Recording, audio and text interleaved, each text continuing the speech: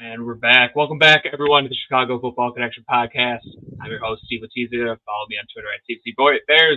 Joined by my co-host, Luke O'Grady. Follow him on Twitter at Luke O'Grady. And we're back. We took like 2 months off now, it's been, after the draft. And honestly, it was the best decision ever. We were just talking about it. Nothing happens in that time, but we're back just in time for the preseason. We're back just in time for big Bears news dropping today with the DJ Moore extension. So we're going to get into that. We're gonna get into everything, but Luke, it's been a while. How you been? How are things going? Things are going good. Things are going good. We were just like you said, man. We were just talking about taking the 2 months off, and I think all Bears fans, rightfully so, all like really diehard NFL fans, are dying for for things during that little 2 month stretch, the quiet part of the off season. And sometimes like there's stuff to talk about, but like rarely ever is there stuff to talk about, and you just drive yourself crazy doing it, man. It's like when there's nothing in the fridge and you just keep going to the fucking You just keep going back, and opening you're up. like, Like, this dude, time, you're this like, time it's dude. gonna be different. You see a post like Cole Kmet is looking good, and you're like, holy smokes, boys, Cole Kmet is looking good, and you're like, what are we doing? Yeah, Like, yeah. there's nothing in the fridge. Kudos to the guys who can do it year round. It's not gonna be us. We like our, Oh. our time away, and it's gonna work out just fine. So, Yeah. but at the same time, so happy to be back. Bears football is back, and we'll be back hopefully every week for the next, I don't know how many, couple months at least. Yeah. Talking Bears football, and let's jump right into it.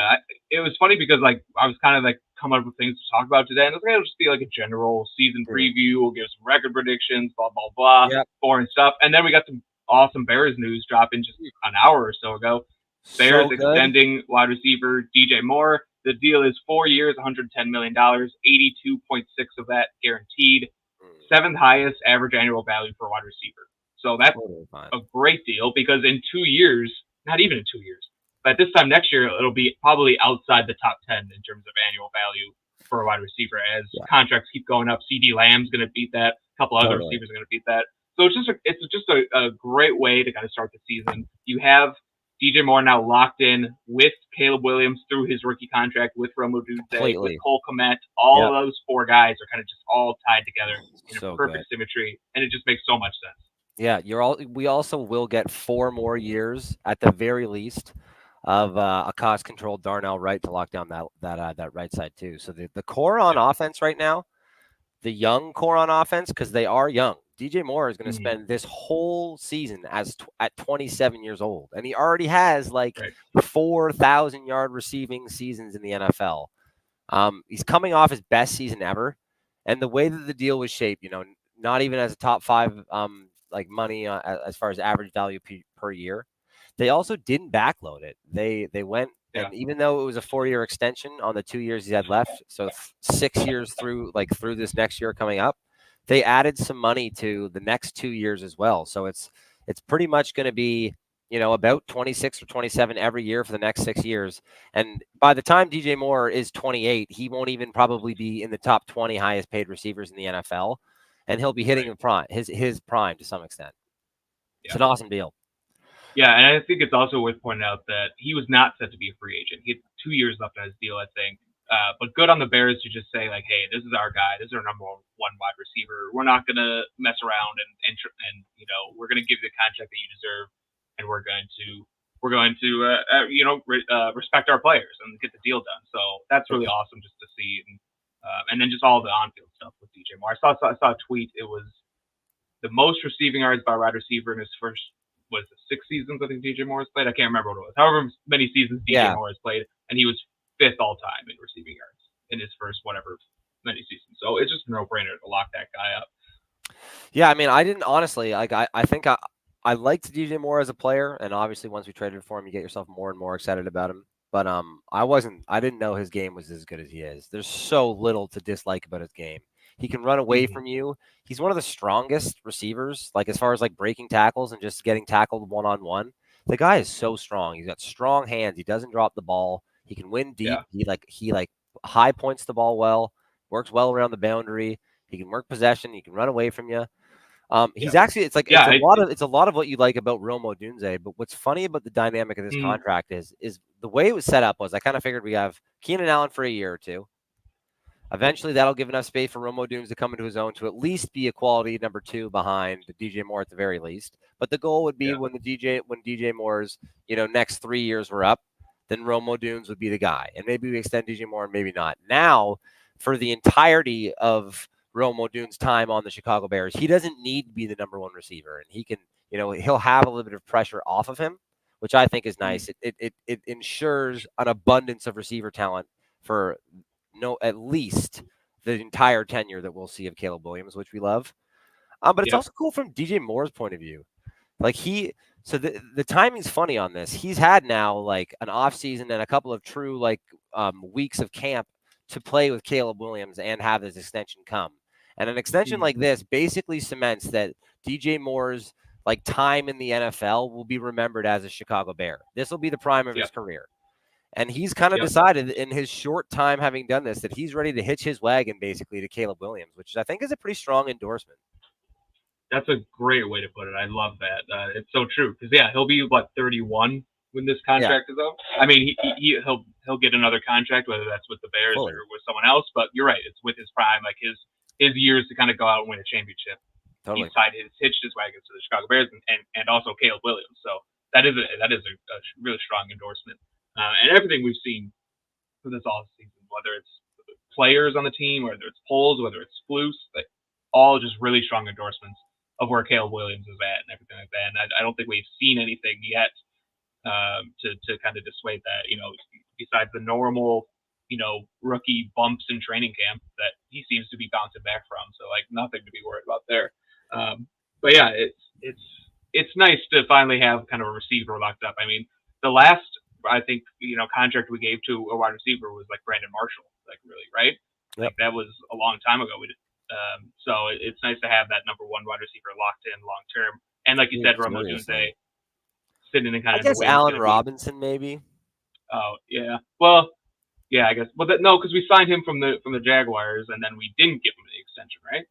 I don't think we gave him the extension, but I think the money that we gave him to come over from the Jaguars would have been one of those numbers that probably at the time was closer to the top of the market. We were definitely paying him like a number 1 receiver, and he had a good season for us. But this kind of extension, extending a current player, extending, damn. Yeah. I think it was probably Brandon Marshall is the last one. I don't Someone even know commented if we're missing someone. He played with us for 3 years, and when we signed him, I think we signed him, and I think we traded for him and signed him instantly. And when the contract got up, I think we were done with him. Yeah, so maybe it's even longer. Dude, when was the last time the Bears extended a wide receiver? Maybe someone like a Josh Bellamy at the end of a rookie contract got something, or Yeah, I don't think that counts though. I think when you're talking about extending a receiver, it's got to be someone who's good. Maybe Alshon Jeffrey probably or something. Okay. Anyway, we're getting a little bit off track, but it's great news, and we're 2 days away from the preseason starting at least. So it's nice to kind of get that out of the way. I think the next guy up, if you're looking at potential contract extensions, I think it's Tevin Jenkins. If he's they've already said they're going to wait until after the bye week to kind of start those conversations, which I think is smart because you need to see Tevin Jenkins be healthy for half the season at least before you even think about extending him. And I think Tevin Jenkins would want that too because he doesn't want to sign a deal below market. The hurt guy deal. And then the hurt guy deal, exactly. He wants to prove he can stay healthy and then send it. So that's if you're keeping track of those things, that's kind of the next guy to watch. I think Keenan Allen is a free agent after this year. I think this kind of rules out.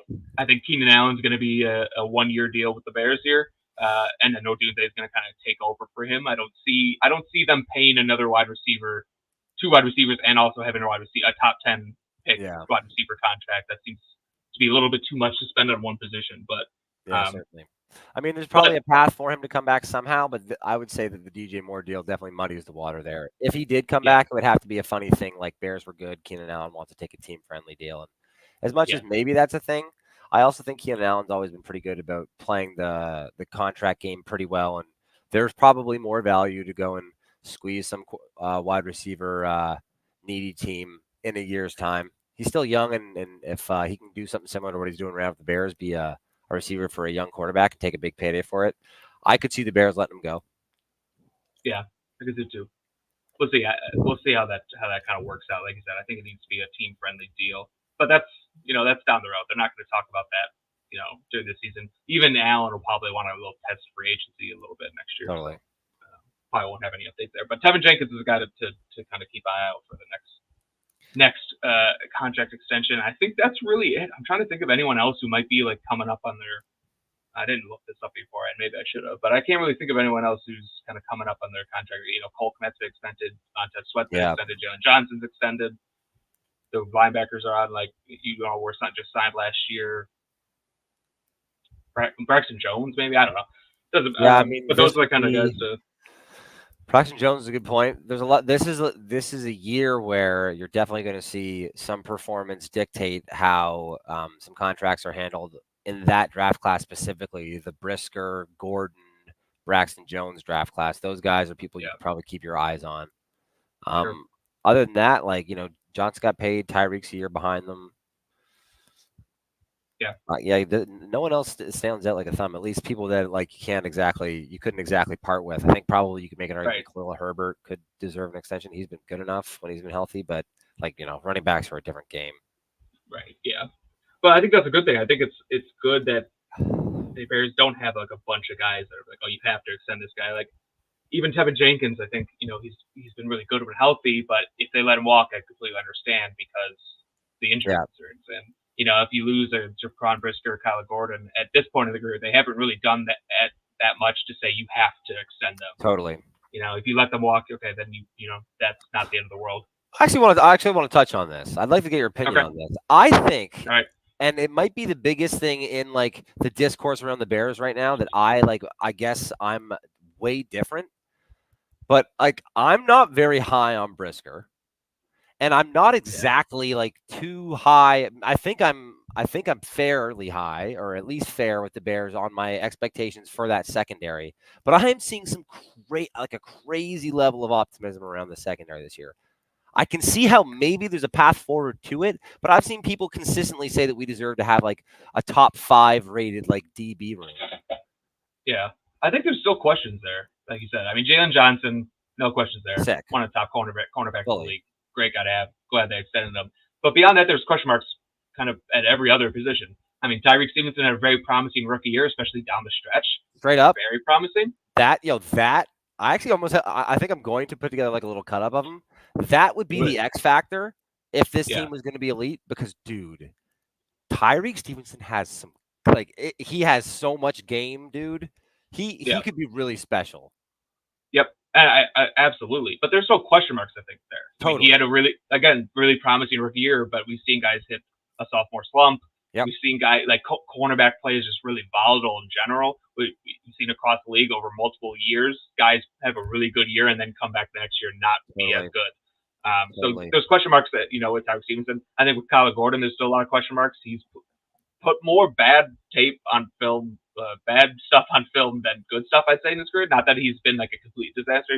He's been pretty solid, but he hasn't been anything to live up to the second round pick. I think Jaquan Brisker was the same way. Kevin Byard, his best years are behind him. There are question marks there. I think they have the upside to be one of the best defensive backs in the NFL for sure, and that's not an unrealistic thing to say. That's a possibility. It's not just wishful Bears, orange and navy colored glasses. It's possible. I don't think they're going to be the worst defensive back in the NFL either. I think, worst case, you kind of settle in that middle of the pack and stuff like that. But I think that's kind of what I imagined. And I guess maybe just pessimism as a whole around the Bears my whole life has kind of made me just assume. It's hard. It's hard to get excited about the Bears because we've been burned so many times. It's it feels like someone's telling me that, Dom Robinson could really take a big step forward this year. And I'm like, yeah, maybe he could. You're right. Yeah. There is a non-0% chance that happens. My thing is I get the optimism. So that was the pessimistic take. I think I had to get that off my chest because I got specifically with Brisker. Some people act like that guy got snubbed from an All-Pro, and I'm like, that guy looked a lot more lost than he looked found last year. I thought.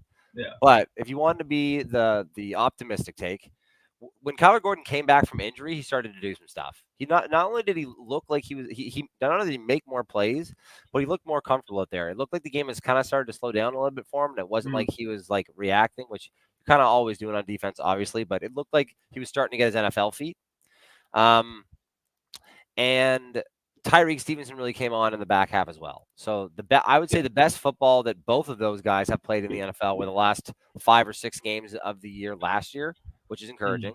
Jalen Johnson is a dog and actually seems to be fairly consistent at a position, which is very hard to be consistent. That's really Yeah. encouraging. Kevin Byard has probably one of the higher floors at the safety position in the league. Even if he's not great, it's like pizza. It's like Kevin Byard's gonna be fine. Don't worry about Kevin Byard. Yeah. Yeah. That's the way to put it.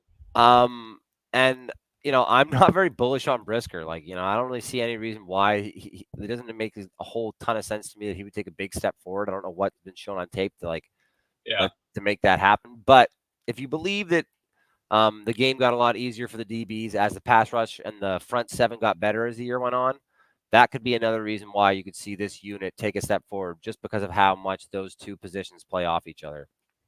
Yeah. That's literally the point that I was just about to make. Is I think it's defensive back play is just so dependent on getting the pass rush. Like Yeah, even good cornerbacks can look bad if they have to cover a guy for 4 seconds. totally. So if they're not getting home, then they're going to be in trouble, just like any defensive back Yeah. would be, regardless of if the Bears or not. But I think it's not a coincidence that Tyreek Stevenson started playing better once Montez Sweat came into the fold. Yeah, good point. Like, but I also think talking about kind of comparing Tyreek Stevenson and Kyler Gordon, it's not a coincidence. I don't think that Tyreek Stevenson played better at the end of his rookie year than Kyler Gordon did at the end of his rookie year because he was just put at the outside corner spot and they said this is your position, you do it. With Kyler Gordon, they Did some kind of bounce. moved him around. Like we're gonna play him outside, we're gonna play him inside, or he's gonna be moving around. I think that's really tough to do on a corner. I think if they had a chance to do that all over again, I wonder if they would have just said you're just play in the slot or just play outside, like just put him at one and see how he goes. So he was put a little bit behind the 8 ball just because of that. I do still have faith in Kyler Gordon. I think he can be good. Me too. I don't know. I don't think he's going to be a superstar by any means, but I think he can be a really good slot corner for the Bears, especially if they get a pass rush. And if you got Montez Sweat, Demarcus Walker kind of came on at the end of the year when Montez Sweat came in. I think Javon Dexter is really that wild card for the Bears this year. If he can look as good, he flashed as a rookie, and he's clearly in really good shape this year.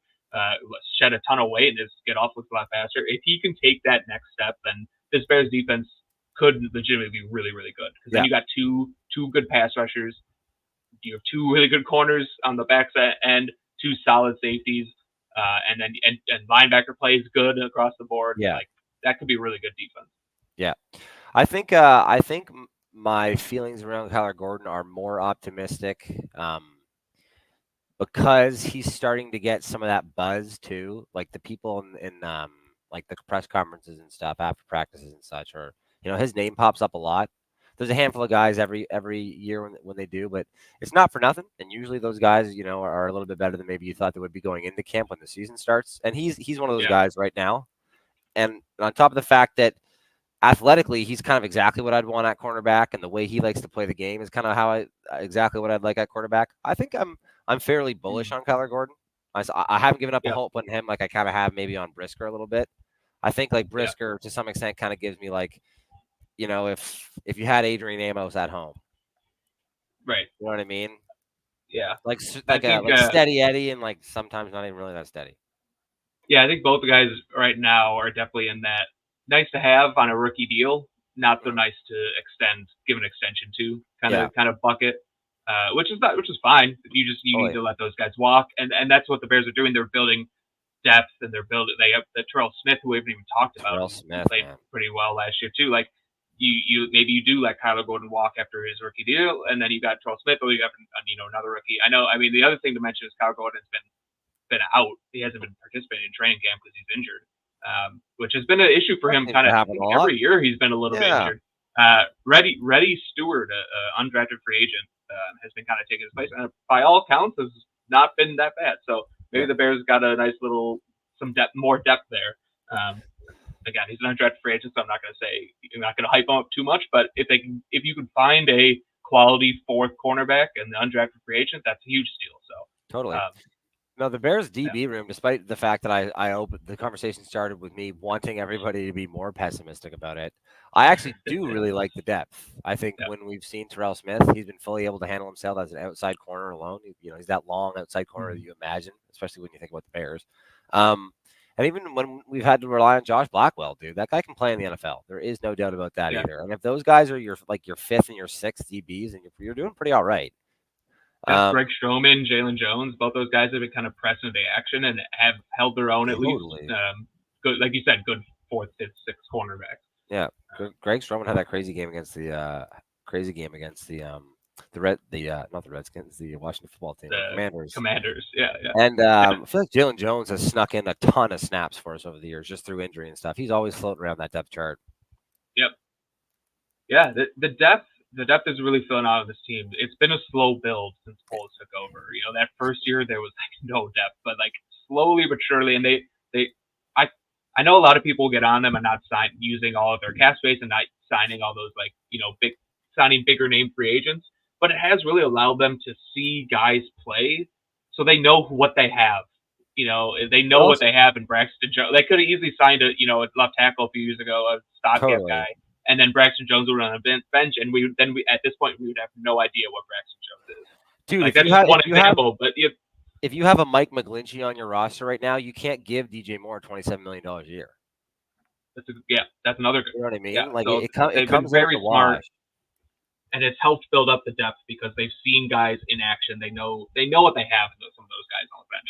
Some of that is also because of injuries, unfortunately. But guys have been playing and on the field, and that's how they're evaluated, which I think really nice for evaluating your depth.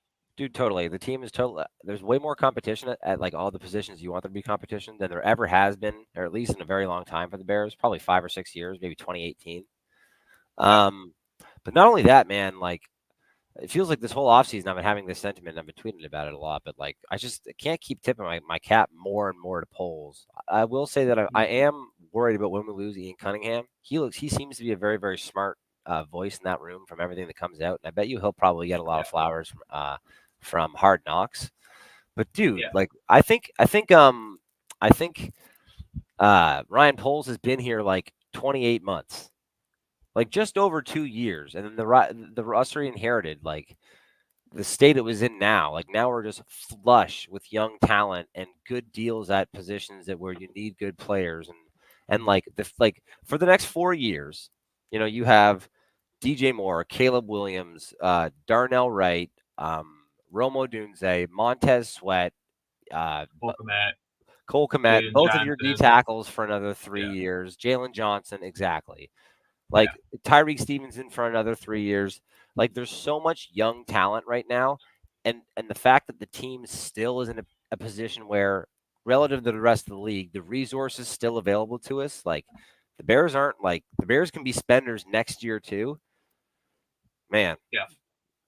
Polls, man. Tip of the cap to Polls. We struggled to get here. Yeah. There's been some misses, as what any GM will have, but there's been more hits than misses. But man, it's funny that I'm looking at you. But besides that, yeah, no, exactly. It's funny that you can have misses like that, or you can have a miss the size of Trey Lance. But when the rest of the stuff comes together and when the rest of the process works out, we're to the point where you're like, sometimes we are going to miss that, and the rest of the process should be what makes this all work. For you to be able to miss on something like a Claypool, like, flip them, trade a second, and a year later trade like a seventh, draft Justin Fields and trade him for a sixth 3 years later, and be licking your chops about the way your roster looks right now. That's crazy. That's huge. And honestly, maybe in those moments as a Bears fan, when you did the second round pick for Claypool, where even in the moment, even if he was great, it was still like this is kind of a weird thing, because now we're going to have to pay him if he's good anyway. Even in the moment, it was bad, and it was worse than you could have ever imagined. Maybe as Bears fans, we do need to realize that, like, sometimes it isn't the end. It's fine. Like, just make the sky's not falling. Just get the next couple of moves right, and you're fine. And the ultimate way to hide mistakes like that is to get the quarterback position right. And if Caleb Williams turns out to be what we think Caleb Williams is going to be, and we have him for 5 years on a rookie contract, then you can make even more mistakes. It won't matter because you will be in contention for the playoffs at least for the next 5 years and plus. I guess, to be fair, even if the Bears didn't kind of fall luckily into Caleb Williams. Like maybe they somehow misplayed their hand here, and right now we were sitting with a Jaden Daniels or a who's the NC guy. Drake May. If we were sitting here with one of those, with the way the rest of the roster looks, it would still be like cause for optimism. So I was kind of about to be like, you know what, maybe we're giving Poles too much just because he got the Caleb Williams thing right. But the rest of that roster really is put Yeah. together well, man. No, I think he did everything the right way. He did absolutely get a little bit lucky, get the first overall pick, because if they didn't have the first overall pick, let's say they only had the ninth pick this year, and you were looking for a quarterback, like you wouldn't even gotten Jane Downs or Drake May. You're looking at JJ McCarthy most likely. Like roster looks a little bit different with JJ McCarthy in place or Michael Penix. Yeah, well, not even. We wouldn't even got Michael Penix. No, but we would have packaged. We would have packaged. We would have moved up maybe for Michael Penix. Have Romo Dunze. Yeah, that's what it really is. Yeah, no, you wouldn't have Romo Dunze. So yeah, the roster looks a little bit different there, but hey, I can't. I mean, he made the deal. Like I can't blame him for that. So no, it worked out perfectly, and we are where we are. Pretty good. And it's and to that point too, we got a football game coming up. These Bears are about to play a football game for the first time. Yeah, we've actually already touched on a lot of the guys that because unfortunately it looks like we're not going to see the starters on offense out there, or at least like the big name guys. It doesn't seem like that's going to be the theme for the other preseason games. This feels like they're treating it, this is an extra preseason game, and it feels like they're probably treating it as such. They have a plan for how they're going to get them ready over 3 games, and don't really need to vary from that and take that risk. People do get injured in the preseason, but sucks. I want to see Caleb Williams put the Bears jersey with the football in his hand. The C will still be on the helmet, so I'm still going to be watching. Right. Bears game, yeah, that's a good point. I mean, I get it. I mean, obviously disappointed. I get why they're not doing it, but obviously I wanted to see the starters play at least like a series just to see that. I wanted to see I also want them just kind of getting a rhythm of prepping like they're going to be playing, and like even if Caleb Williams goes out there and hands the ball off 3 times and then that's it, like just getting used to that atmosphere, getting used to the getting your pregame routine kind of settled up, like something like that would be fine. But I get why they're doing it. But like I said, I tweeted out earlier. If it was up to me, I'd play him a lot because I'd play all the offense, well at least the young guy, Caleb Williams, and the offensive line a lot, just because you need the game reps. You need the game reps, and you could say, oh, people get injured in preseason, you don't want to send them out when they're rusty. It's like, okay, but you're just pushing that back. We're gonna have to go out there. It's eventually gonna be out there, and you're gonna have to learn on the fly. But I understand why they're not doing it for the Hall of Fame game. Save it for like the actual preseason, sure. But again, like I said, the C is gonna be on the helmet. We'll be watching. Anyone in particular? I want to see them in pads. That would be good. I just want to see them in pads. And then anyone in particular, you're kind of like keeping your eye on. Yeah, totally. There's I tweeted out.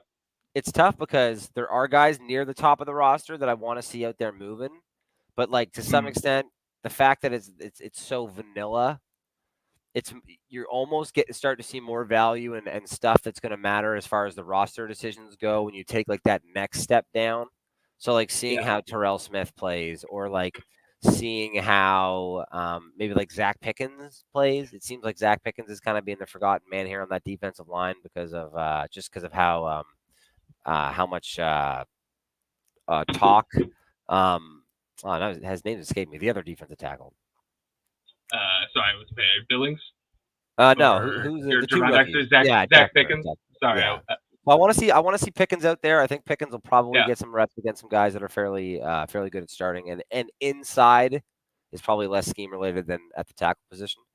Yep. And then I think Pickens is a good one, and then like just most of the pass rush as a whole, Austin Booker, I bet he's going to see a ton of reps. Yeah. And this is going to be I think him more than a lot of people on the team. This is really good because it seemed like the sentiment with him is he's a year away from being a year away. And you draft a guy in the 4th round there for the same reason that you take those flyers on like those international prospects in the NBA, because it's like, okay, he would do better in our system for a year than wherever he's playing for a year. Bring him into the league and get these reps against NFLers. If he goes out with the first team, which he probably will, he's going to get some reps against some starters in the NFL, probably, or at least some people that have been experienced in the NFL. And every one of those reps matters for a rookie that we were saying is a little early. Yeah, I hope Austin Booker plays pretty much the entire game. I'm with it. Me we're talking too. about a guy who had maybe like was it 500 reps Yeah, I think it was his less than entire that, college career. 470 It or might even something. be less than that. Like the guy just needs reps. You know, injuries happen. If Austin Booker gets injured in preseason, your season's not over. Let him play basically the entire Totally. game, at least like 3 quarters. Get him all those reps that you can. Um, um, so yeah, definitely him. Zach Pickens, I think, like you said, is a good one. I'm wondering if Romo Dunze will play at all because he's not technically a starter. I Interesting. wonder if he'll get at least a few reps. I don't know. I could see them go. I could see them being very conservative with him and viewing him essentially as a starter and not playing him. But he's still a rookie. I wonder if he would get a few reps. I don't know. We'll see about that. But Tyler Scott, I threw this out kind of asking Ooh, people if that's they a wanted to really see good Tyler one. Scott was someone who was mentioned a lot. Astor Booker was mentioned a lot too. But he's looked pretty good in preseason in training camp, In some uh, talk. kind of flashing. And then so it would be really nice if he kind of settles into that wide receiver 4 It role. seems And like all the talk you hear is all that same go ball, which is why you kind of have yeah, him because he can take the top right. because he has like legit like he's not like he runs a fast thing and a fast speed and Yeah. he does some other stuff like he can take the top off the defense. Yeah. I mean, Romo Dunze and DJ Moore can win deep for sure. But they win it come in different ways. Tyler Scott's really more like a take the top off the Totally. defensive guy that you need. So Yeah. they win in different ways, but it'd be nice to see him actually make an impact this year. Totally. But That's the a big talk's one. been good. Yeah, it seems like he's the type of guy that if you're even with him, you're already beaten. Whereas like if you're even with Yeah. DJ Moore or Romo Dunze, you're probably going to get beat. They'll be savvy with the hands and use their body and such, and they're not slow. But you Yeah. probably won't touch Tyler Scott if you're already even with him. He's that kind of fast. That's a good one. I'm Yeah. excited to see him play. There's Yeah. also a cool conversation we had about who they're going to be putting there back for punt returns. There's been a lot of talk Mm-hmm. about that. We've seen a ton of faces back there, and it wasn't exactly a very strong area for us last year. Although we traded for that guy from the Dolphins, I think. Bengals, and it was Taylor. Was Taylor? I can't Yeah, remember. He was yeah, I don't bad though. He did not But play well. it went from bad to at least all right with him. He Yeah. stopped muffing it, and that was something we Yeah. were having with Valus. But it'll be Yeah. interesting to But see yeah, it. that'll We've be seen interesting. Tyreek So back there. We've seen Romo Dunze back there. We've seen a bunch of yeah, guys back there filling punts. Valus Jones needs to do something in the preseason, so it could be him. Fully. I know we signed DeAndre Carter, who's been like a successful punt returner in the NFL for his entire career. So it seemed like when I was at training camp, it seemed like he was getting kind of the first reps at it. So I'm sure you'll see a lot of him. But yeah, and Valus Jones, and am I missing anyone? Romo Dunze, like I said, Tyreek Stevenson. I don't know if he's going to actually do that, but he was getting reps in training camp, and I feel like I'm missing. Oh, Tyler I think Scott Dante probably. Dante Pettis Dante Yeah, Pettis was getting some run back there too. I don't think Tyler Scott was. I don't think he was getting any, interesting. but doesn't mean he won't. Maybe he hasn't. The other days, I only went one day. Yeah, that's actually. I mean, you were live tweeting it, so you did get a lot of Yeah, your sentiments out. But you were in the building. Like, how did it feel? How was the vibe around the team? You saw our quarterback. yeah. I mean, Caleb Williams looked pretty good for a rookie. You know, it started out a little bit slow, but really picked it up at the end of the day. It seems like because I wasn't there today, but it seemed like the 2 minute drill was really good today, and has been like pretty consistently. And the 2 minute drill was really good when I was there. I Interesting. think the guy's just a gamer. Like he just, Yeah, dude. he's That's what everyone's when the saying. clock comes on and it's time to go get some points, like he's gonna get you some points, which is really awesome to see. But yeah, Javon Dexter really stood out. I have my notes here. Let me pull them up. Yeah. Yeah, I think Javon I think right Dexter. now, like watching like post camp like interviews, Hmm, if you watch them in their entirety, like a lot of it can be funny stuff. It happened one day, whatever, and people want to pump people up. But if you watch a lot of them and you stay consistent with it, you start to notice the things that you start to hear a lot. And something you're yeah, hearing from a lot, offense and defense, is that, good play or bad play, they're not phasing Caleb Williams. Like it doesn't like it's not he's the same guy the next snap after, which like okay, you'll make your mistakes, but like over time, like that's the guy you want playing quarterback. And like in moments where it's like a 2 minute drill, like that's the guy you want playing quarterback. yeah. And I mean, it's really important when discussing quarterback play, especially preseason or train camp like this, is to not really overreact to interceptions. This is the time where you need to Totally. see what throws you can make and what windows are open and what windows are not open. I think Pat Mahomes, like in his training camp and preseason, like he threw a ton of picks his rookie year. Totally. And then they turned it into Pat Mahomes. Josh Allen did kind of like the same thing. If you look Yeah, back at I mean, all Josh Allen like in spent 2 training years camp and doing using it. those time. Throw that now. If you think you can, yeah, exactly. If you think you can make the throw, go for it now, and then learn kind of what throws you can, what throws you can't make. Yeah. You know, get that timing right. So if you throw some picks in training camp, that's not a bad thing. It's a good thing. Let it Totally. you can be wary of if a rookie quarterback looks too good in training camp. I shouldn't say too good, but it maybe isn't turning the ball over in training camp because that means they're just taking safe throws, they're taking a lot of checkdowns, they're just getting the ball out. Totally. And it's like when it to comes time avoid to try and interceptions, fit which is that not how ball you want into your a quarterback to play. when it So comes time to fit that ball into a window, you know, you better make sure they have the experience yeah, trying and it. we saw some really tight window throws today. I think Jacob Fonte was there, like all the guys from like Windy City right were there, and they were tweeting out videos. Like we saw some tight window throws to Romo Dunze for touchdowns. I believe it was today. I'm sorry if I got the person wrong who tweeted out the video. I think it was Jacob Fonte, but I could be wrong. But yeah, seeing those tight window throws is really nice to see, especially when they do get completed like that. So yeah, Man. the sky's the limit. I wish we were seeing them on Thursday, but it is what it is. Yeah, no, I think as far as like looking into the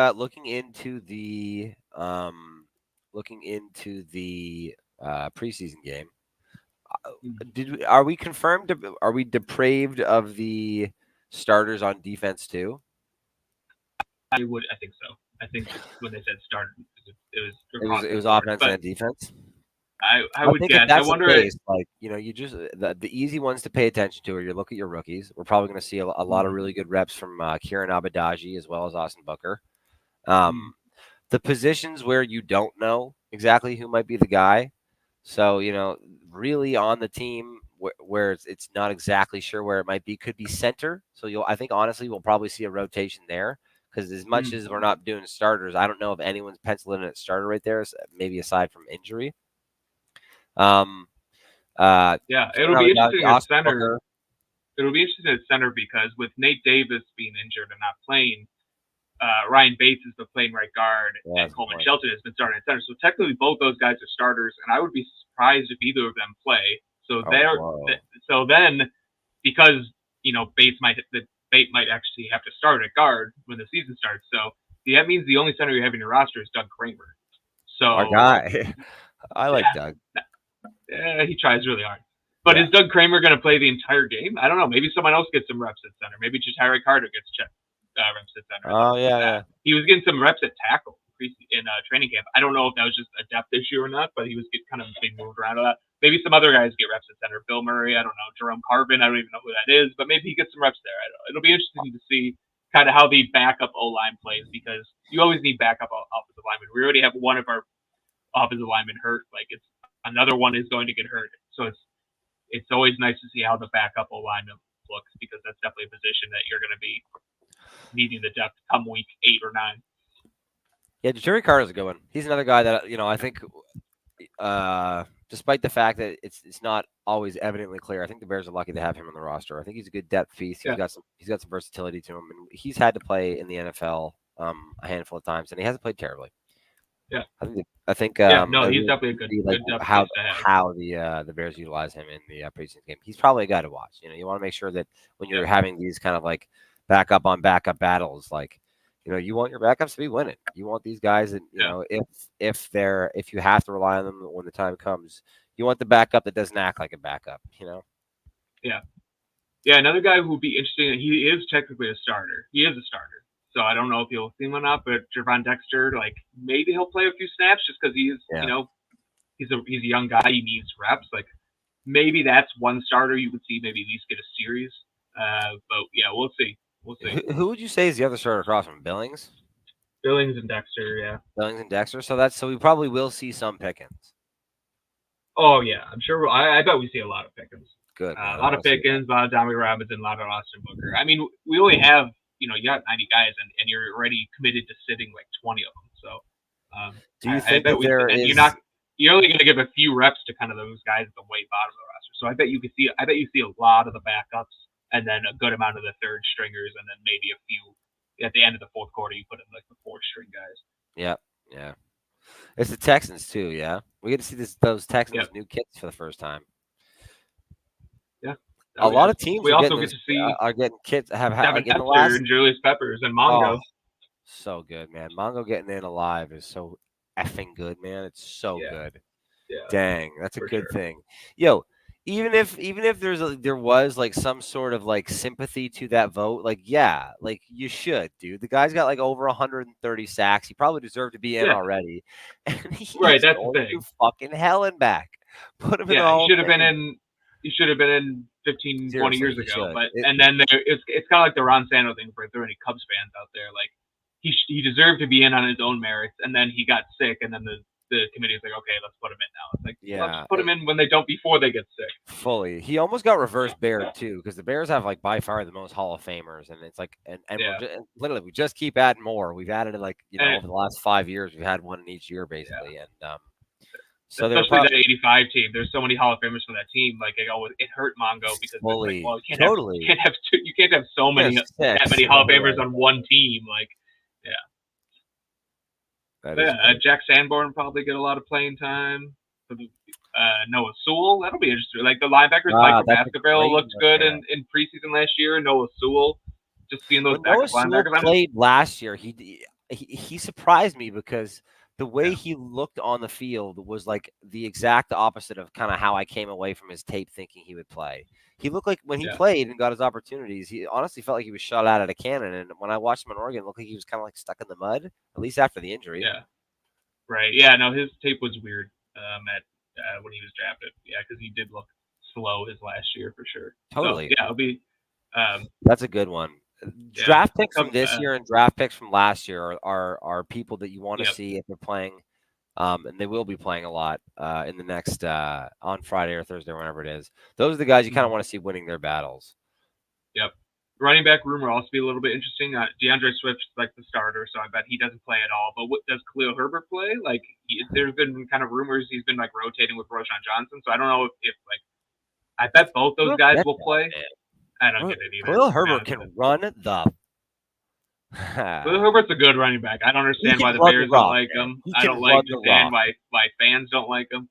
Not that I I don't think. think he gets hurt from the big data that says you need to be able to run away from people because he doesn't really. Well, he It's does almost like a Jordan Howard. It's almost though. like a Jordan Howard where it's like He's he'll a rip home off run his. hitter. Like I don't know if he does though. Find me the one where he I, rips off the big run and then scores. It's kind of like Jordan Howard where he gives you 60 and then gets caught.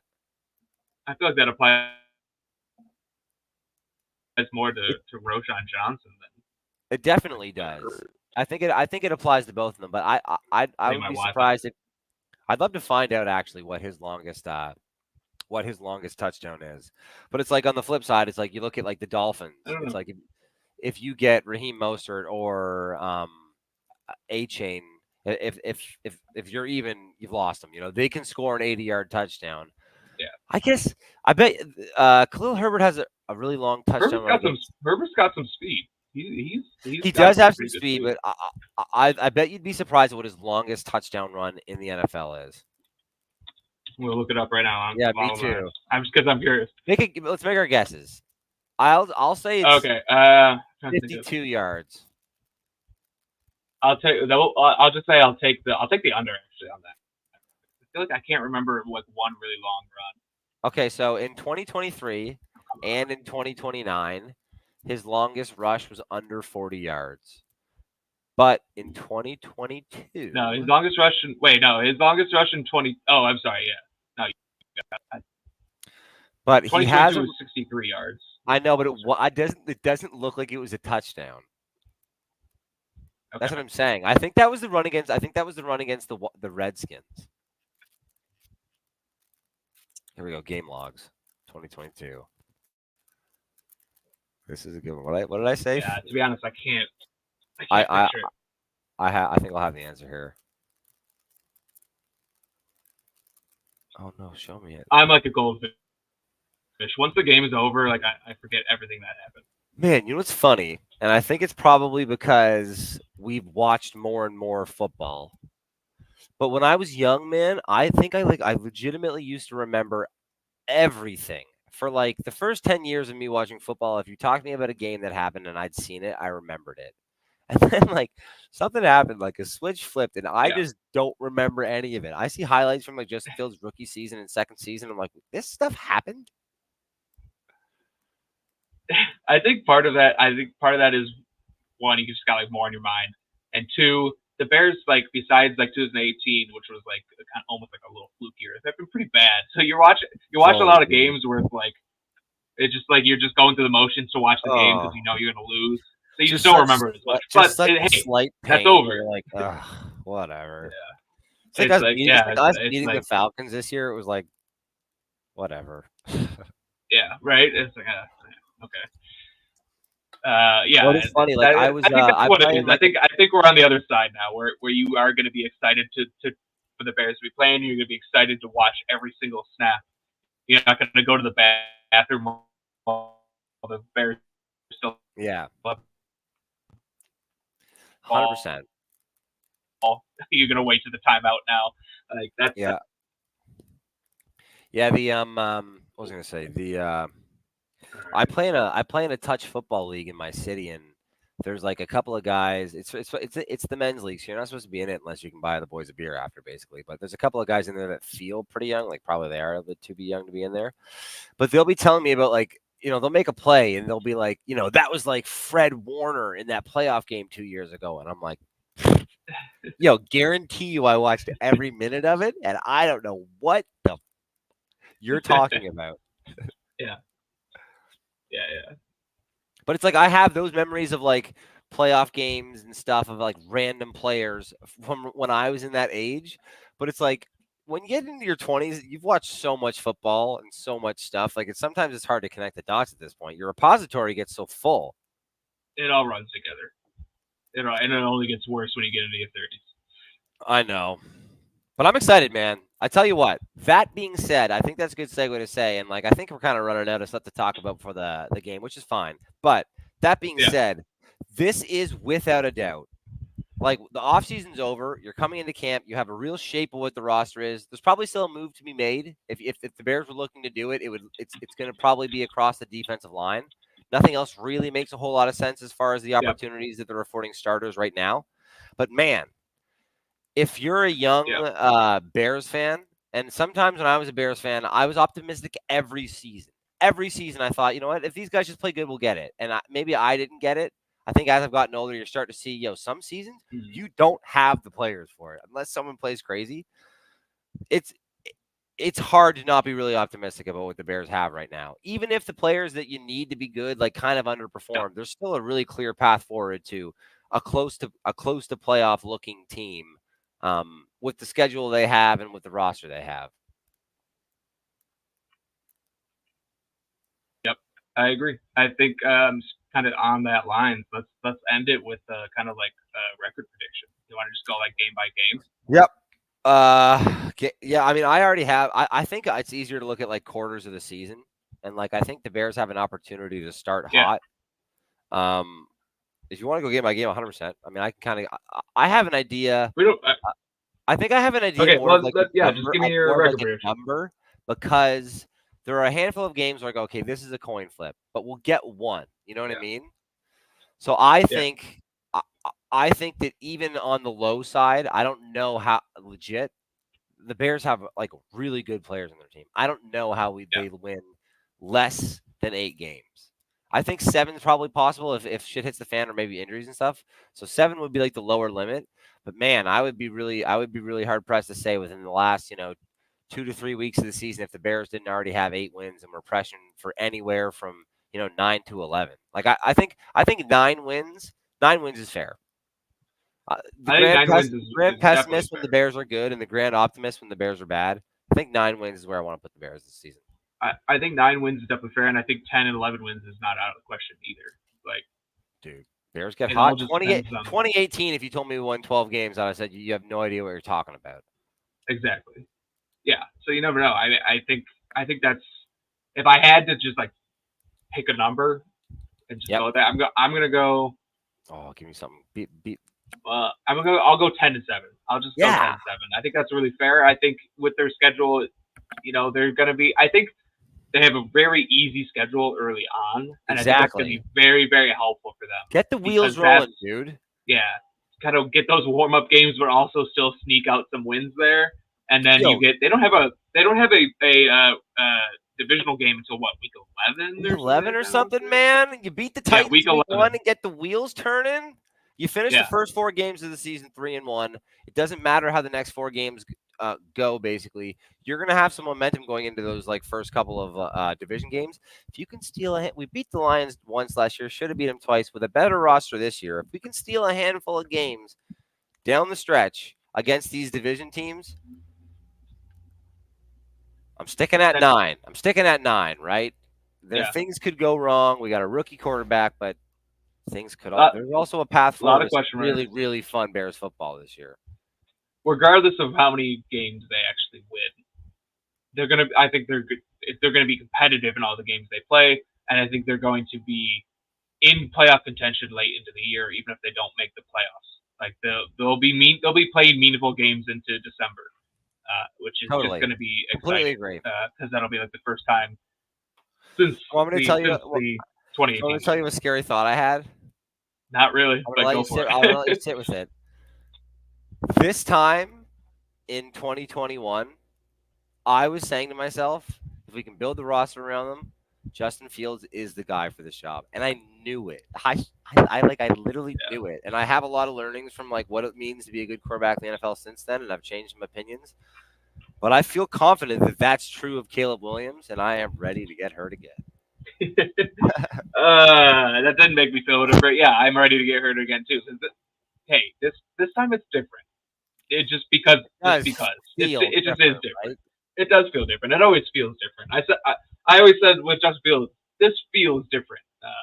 So, I know, but and this one does feel different. it felt different with Justin Fields too. I love his game, Yeah. but what I will say, and something that gives me some solace, is when I put them both beside each other. When I watch Justin Fields tape, and then when I watch Caleb Williams tape, there's no doubt in my mind who's a better quarterback.